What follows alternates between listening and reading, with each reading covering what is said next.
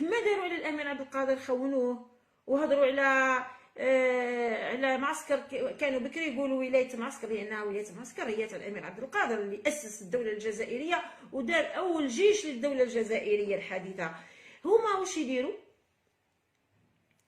احنا ملي كبرنا ملي كنا صغار وهما يقولوا شو كافي ومطلنا تقول عليه معسكري، احنا صغار كنا ما نعرفوش، ماناش فاهمين، ماناش عارفين انه هما حقدهم على معسكر، لان معسكر هذه كانت المعسكر نتاع الامير عبد القادر، ولهذا حب يرسخوها في ذهننا احنا في الجيل الصاعد باللي راهي معسكر هذه المعسكري هذا، وكان اي معسكري راهو طنا هذه باش يمهدوا لك من بعد ما تقبلش انت الامير عبد القادر لانه معسكري. صح كاين حوايج بزاف كانوا يكروها. الا كانت تشفاو يا جماعه الثمانينات كي جا شادلي بن جديد، عملكم بلي شادلي بن جديد الله يرحمه ويوسع عليه، عملكم بلي مجاهد حقيقي. على بالكم بلي شادلي بن جديد كان في الجبهه الشرقيه، على بالكم بلي هما اللي كانوا حاميين ما قبل الحدود تما في الجبهه هذيك اللي كانت قويه ومهمه. عملكم بلي شادلي بن جديد هذا من اصدق واخلص المجاهدين الله يرحمه ويوسع عليه. عم بالكم علاش كانوا يخرجوا عليه الاشاعه في ذاك الوقت ويقولوا باللي راهو راس البروكلو وراهو حمار وما يفهمش وراهو بغل وكذا ومنا شكون هما نفسهم هادو؟ فهمتوا؟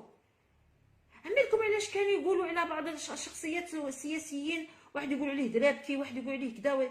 هذا هو ما يسمى التكرار من اجل الاقرار، يبقى يكرر لك في راسك يكرر لك حتى نتمن بالفكره.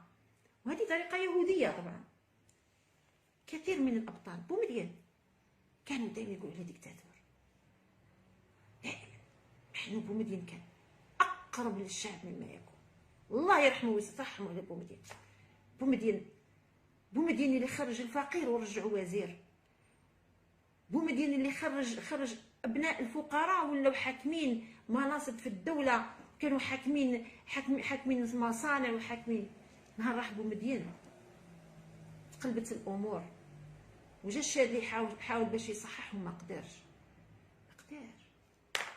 مش برك بسبب الخيانه، ما يقدرش بسبب الغباء وفقدان الوعي، واللي يلقاو يحب يوعي الناس شويه يغرقوا له فمو ولا يعطيوه برصاص على قلبه ولا يديروا له حل يطيروه كما حبوا يديروا معايا انايا. كي جيت قلت لهم الموساد في مفاصل الدوله عطاوني الحس، هضرت مع الماك عطاوني الحس، قالت سبت منطقه القبائل، عنصريه، صح ما قلتولناش رايكم في الشاب الجيجلي هذاك اللي كسروا السياره نتاعو وهما رايحين في كورتاج والسيد همل في الطريق مسكين، ما لقاش بها من وراه يجروا راهم وقدامه اللي قدامه. يعني نورمال عندكم عادي، علاش ما هضرتوش على الموضوع هذا الموضوع؟ علاش ما حللتوش هذا السيد؟ علاش انا نطلب من السلطات انها تهبط، نطلب من وزير العدل ووزير الداخليه يهبط يزور هذا السيد هذا. انا عمي مواطن جزائري تحقر في الشارع الجزائري، ما عنده لا ناقه ولا جمل، علاش يتكسر وجهه كما هكاك وعلاش تكسر سيارته كما هكاك؟ بغض النظر شكون اللي دارها ما يهمنيش انايا، لكن المهم هذا مواطن تظلم ومواطن تحقر وبدون وجه حق، يروح في عرس مع اصحابه باش يجيبوا العروسه يلقى روحه في كارثه وفي في نكبه. علاه ولا كيفاه؟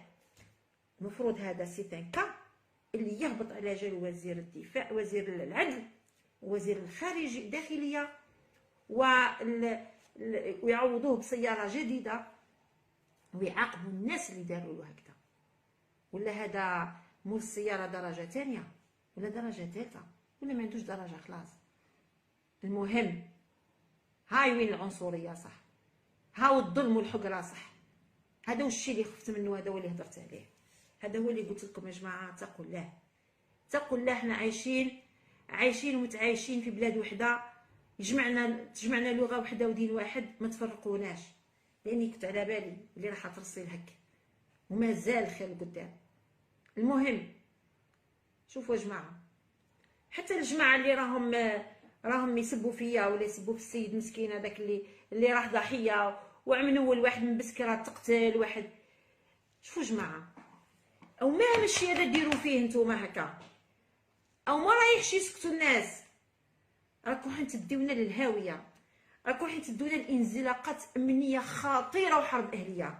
هاي الفتنه وهاي العنصريه، ماشي لاني انا رفضت باش نقرا لهجه، درتوا لي قضيه ولبستوا لي قضيه وطنيه وقلتوا بلي نعيمه صالحي ضد منطقه معينه. انا رديت على اللي قاس العرض نتاعي، رديت له بالمثل ويدز معاهم، واللي يقيس العرض نتاعي نقيسو ونردو بالمثل، لانه كون جا عنده اصل ما يقذفش المحصنات الغافلات. هو قذفني وانا نرد عليهم. اللي